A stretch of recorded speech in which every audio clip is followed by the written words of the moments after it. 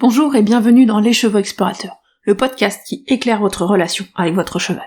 Ensemble, nous allons explorer les notions d'autonomie, de lien, de mouvement et bien d'autres encore. Moi, c'est Émilie, et je vous accompagne dans vos interrogations, dans la découverte de nouveaux chemins, et surtout dans la construction de la relation dont vous rêvez avec votre cheval. C'est parti! Bonjour! Alors, la semaine dernière, on a vu à quel point les émotions du cheval sont centrales pour influencer sa motivation et la qualité de ce qu'on fait ensemble. Mais il y a quand même un autre individu dans le binôme qui a des émotions. Vous. L'humain qui accompagne le cheval. Il faut pas oublier que vos émotions à vous ont autant d'importance que celles de votre cheval. Et ouais, vous avez le droit d'avoir des émotions et elles sont importantes dans le travail du cheval. Et en fait, je crois même que les émotions, c'est un des éléments centraux de la relation entre l'humain et le cheval, même si on n'a pas forcément toujours conscience de leur puissance. Mais finalement, voilà, les émotions, c'est ce qui fait notre quotidien, c'est ce qui fait nos ressentis, c'est ce qui fait le lien au cheval. Ça passe par les émotions beaucoup plus que par le travail. Et en fait, on n'a pas non plus forcément conscience de comment on peut utiliser nos émotions pour aider nos chevaux. Parce que moi, je pense qu'on peut vraiment accompagner nos chevaux et les aider et améliorer ce qu'on fait ensemble en prenant soin de nos émotions à nous humains. En fait, déjà, on le sait un peu tous, nos chevaux sont très sensibles aux émotions. Aux nôtres, à celles des autres et aux autres chevaux. Et donc, même le fait que la contagion émotionnelle, ça peut être quelque chose qui est très fort dans un troupeau. Les chevaux vont être très attentifs aux émotions des autres chevaux autour. Et donc, du coup, on peut penser aussi, nous, à l'utiliser pour influencer les émotions de nos chevaux. Et là, j'avais vraiment envie de vous raconter un souvenir que j'ai, qui est un souvenir vraiment marquant. C'était un jour de roche avec mes juments, et on était toutes les deux sous l'abri, avec le reste du troupeau, en train de faire des papouilles, un petit moment sympa à pas faire grand-chose. Et là, d'un coup, bam, un gros coup de tonnerre. Et là, mais j'ai vraiment senti toute l'énergie qui est montée en moi, et cette espèce d'élan de peur qu'a eu le troupeau, qui a vraiment réagi immédiatement en disant je veux m'enfuir, faut courir, on s'en va. Vraiment l'envie de partir loin, tout d'un coup de fuir au galop. Et c'est ce qu'a fait le troupeau. Il y a vraiment eu comme ça cette émotion qui est montée d'un coup, qui a jailli en réaction à ce coup de tonnerre.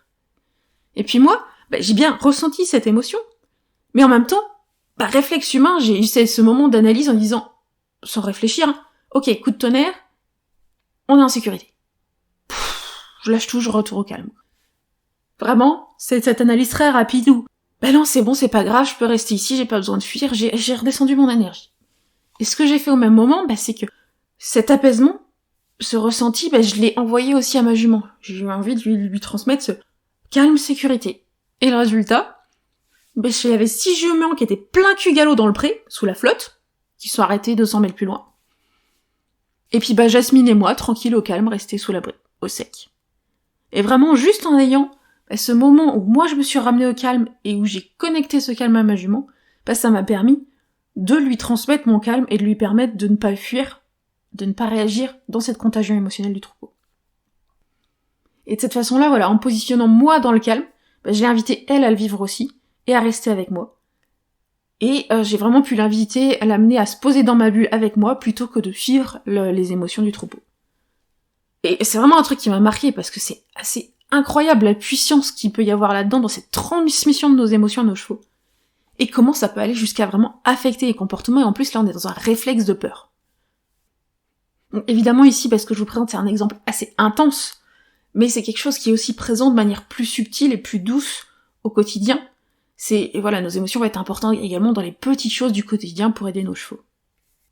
Donc le premier truc que je pense important, et vraiment le premier point essentiel à comprendre, c'est de comprendre que nos émotions, mais surtout notre cohérence émotionnelle, va aller influencer les émotions et donc les comportements de nos chevaux. Donc on peut être une source de calme ou une source de stress pour nos chevaux. On peut être un soutien ou on peut être un poids.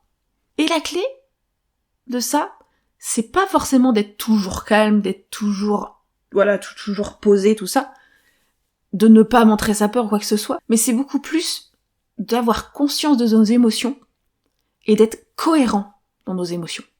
C'est-à-dire que ce qu'on exprime soit cohérent avec ce qu'on ressent.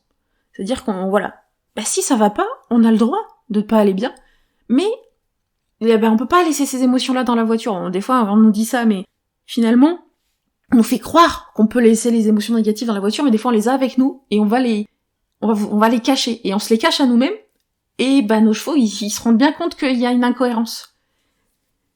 Et du coup, vraiment, même si on a des émotions désagréables, c'est important de se dire, ok, elles sont présentes, de les accueillir.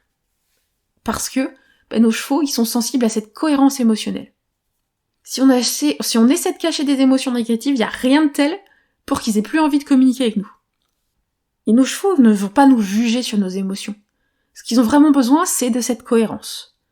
Du coup, soyons honnêtes avec nous-mêmes et avec nos émotions, et honnêtes avec nos chevaux, et ça nous permet d'être plus équilibrés dans la relation qu'on va avoir avec eux, et qu'ils soient plus dans l'envie d'interagir avec nous, puisque ce qu'ils vont percevoir de nous va être cohérent. Et le deuxième point que je voulais aborder, c'est cette question, est-ce qu'on peut utiliser nos émotions pour motiver le cheval ? On recoupe un petit peu le fameux « mon cheval fait les choses pour moi ». On a beaucoup tendance à dire ça, j'ai envie que mon cheval fasse les choses pour moi. Et en effet, je pense que profondément, notre joie, notre plaisir à faire les choses avec le cheval va contribuer à son envie à lui de participer et de s'investir. Qui a dit appartenance sociale, ça vous rappelle quelque chose, la motivation intrinsèque ?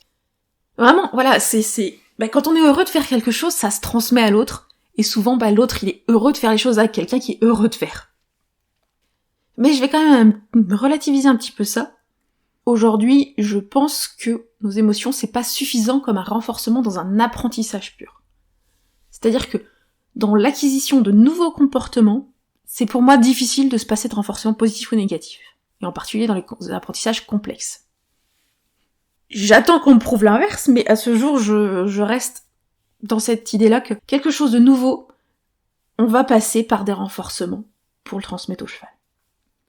Par contre, je pense qu'une fois que le comportement est connu, c'est-à-dire que le cheval a beaucoup plus connaissance de ce qui peut être attendu de lui, de comment il va interagir avec l'humain, de ce que l'humain peut attendre de lui, là, nos émotions ont toute leur place. C'est-à-dire que quand le cheval a déjà appris ce qui est attendu de lui, là, nos émotions, notre joie, notre fierté, notre approbation, tout ça, ça peut contribuer à le faire encore, le comportement, à répéter le comportement, à le maintenir. Là, oui. C'est un truc tout bête, mais une fois qu'on a appris au cheval à marcher à l'épaule, on n'a pas besoin en permanence d'aller renforcer ça. Mais par contre, de temps en temps, rien que on sent un moment qu'il fait un effort, qu'il fait un truc super bien, notre approbation peut contribuer au fait qu'il va continuer ce comportement-là, parce qu'il est toujours approuvé par l'humain.